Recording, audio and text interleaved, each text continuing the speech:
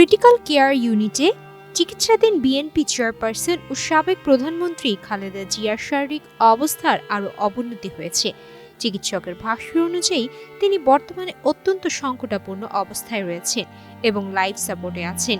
নিয়মিত ডায়ালাইসিস না দিলে তার শারীরিক অবস্থা দ্রুত অবনতি ঘটছে বলে জানিয়েছে সংশ্লিষ্ট চিকিৎসকেরা।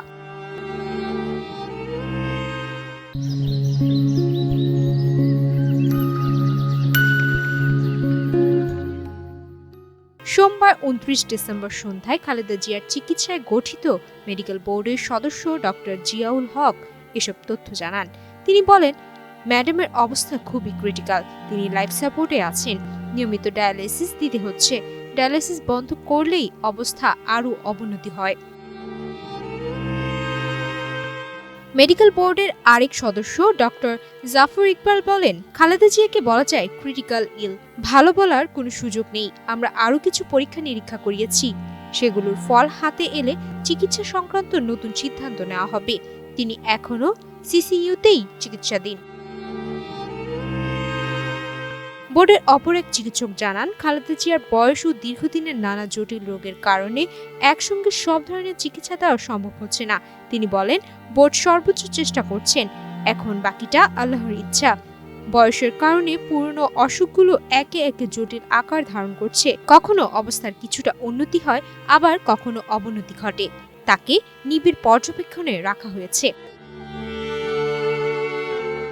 এদিকে দীর্ঘ ১৭ বছর পর যুক্তরাজ্য থেকে দেশে ফিরে অসুস্থ মাকে দেখতে হাসপাতালে যান বিএনপির ভারপ্রাপ্ত চেয়ারপারসন তারেক রহমান। বৃহস্পতিবার ফেরার পর থেকেই তিনি একাধিকবার মায়ের শয্যার পাশে অবস্থান করেন। শনিবার রাতে তিনি খালেদা জিয়ার পাশে দাঁড়িয়ে প্রায় ২০ মিনিট মোনাজাত করেন এবং আবেগ আপ্লুত হয়ে মায়ের অসুস্থতার জন্য প্রার্থনা করেন। ১ মাসেরও বেশি সময় ধরে সিসিইউতে চিকিৎসাধীন খালেদা জিয়ার জন্য গুলশানের বাসা থেকে প্রতিদিন খাবার পাঠানো হচ্ছে। সার্বক্ষণিকভাবে তার সঙ্গে রয়েছে পুত্রবধূ সৈয়দা শামিলা রহমান, গৃহপরিচালিকা ও ব্যক্তিগত স্টাফরা। এছাড়া তার ছোট ভাই শামীর ইস্কান্দার ও পরিবারের সদস্যরাও নিয়মিত খোঁজখবর রাখছেন।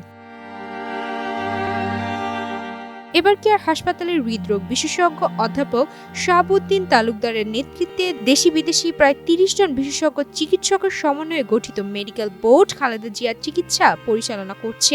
৮০ বছর বয়সী খালেদা জিয়া দীর্ঘদিন ধরে আর্থাইটিস, ডায়াবেটিস সহ কিডনি, লিভার, ফুসফুস ও হৃদযন্ত্রের নানা জটিলতায় ভুগছেন। শ্বাসকষ্ট ও শারীরিক দুর্বলতা বাড়লে গত ২৩ নভেম্বর তাকে হাসপাতালে ভর্তি করা হয় এবং অবস্থার অবনতি হলে ২৭ নভেম্বর সিসিইউতে নেওয়া হয়।